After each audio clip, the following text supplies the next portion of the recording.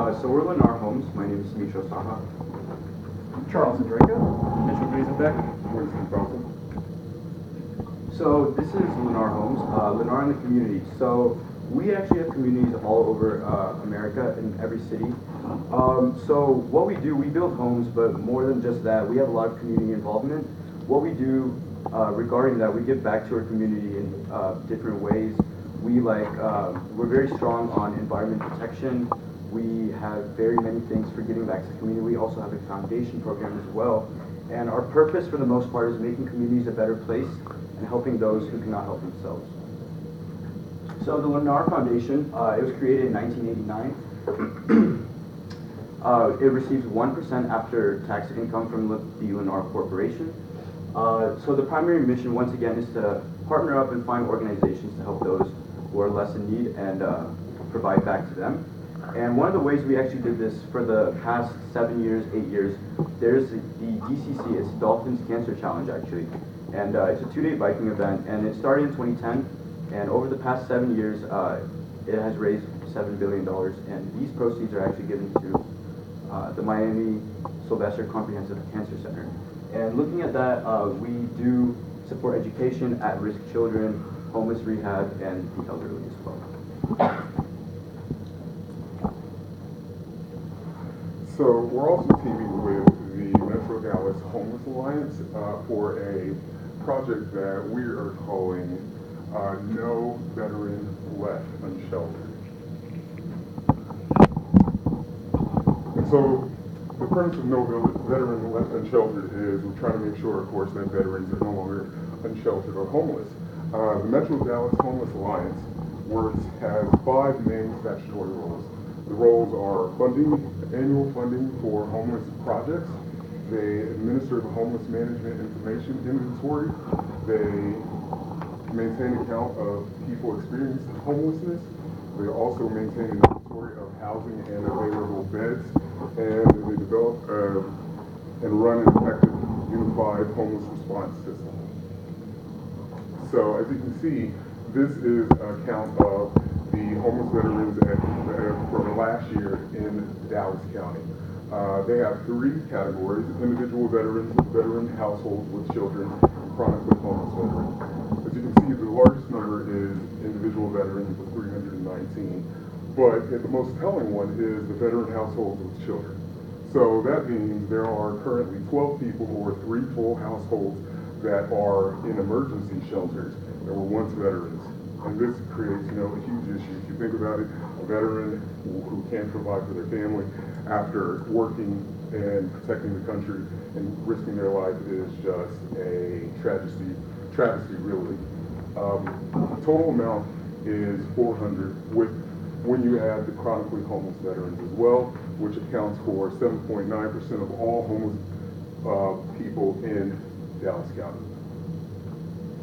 Now, to raise money for the foundation, we're auctioning off this home out of our Estancia subdivision in Irving, which is pretty close to the DFW area, or DFW Airport. This particular home is one of our next generation that features wireless access points with the construction, and a media room that's already pre-wired for 5.1 surround sound.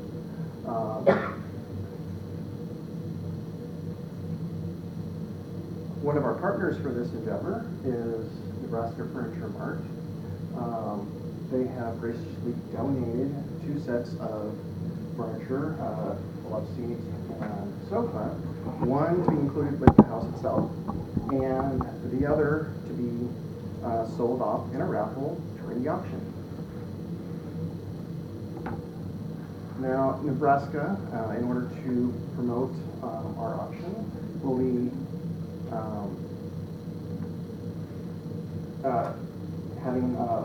they'll be promoting it in their ads, but they'll also have an in-store raffle for the customers that come through, and the sales reps and cashiers will promote raffles where customers can win a big screen TV, a microwave oven,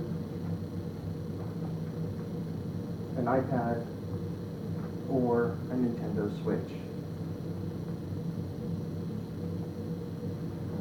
As was stated earlier, one of our primary goals is to find organizations that help veterans. And so we're also partnering with the Home Depot Foundation, mainly because of their commitment to ending veteran homelessness and other veteran-related causes. Over the years, they've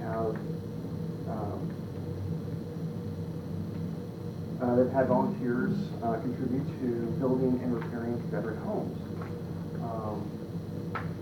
To that end, their part of this project is to provide the labor and materials to the NDHA. Now I'll be going over the estimated proceeds and the budget for the auction event. So as you can see, we've actually set the auction reserve to $75,000, meaning that's where the starting bid will be. We set the max at its appraised value, but you never really know who might be willing to bid more for the cost. Our partner, Nebraska Furniture Mart, on average sees about 3,000 people per day, and the raffle will go on for a total of 122 days, giving you an estimated total customers exposed at 366,000. Now, based on a study conducted by Engage for Good, 15% of all people that are exposed to a charitable cause will actually donate greater than or equal to $5. Now, as you can see, we've actually weighted that 15% according to the dollar amounts that you're available to enter in the raffle. And in the bottom right-hand corner, you can see the proceeds that we expect from Nebraska Furniture Mart. Now, this actually gives us the potential to donate over $1 million to the Metro Dallas Homeless Alliance. And yeah, so that's a pretty big impact. And now that we've covered the impact, let's talk more about the budget for the event. Now, as you can see, the budget has been broken up into different categories, those being the event venue, the security and cleaning, the staff, catering, and entertainment.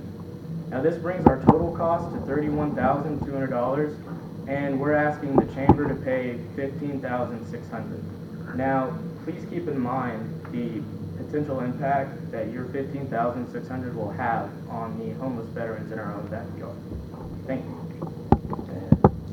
Any questions?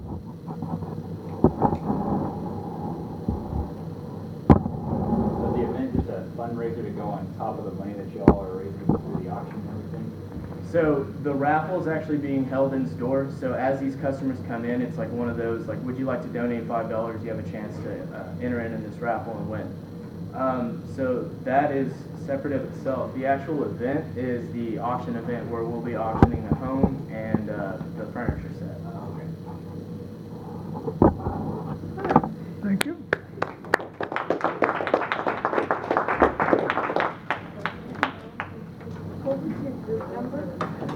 Good timing.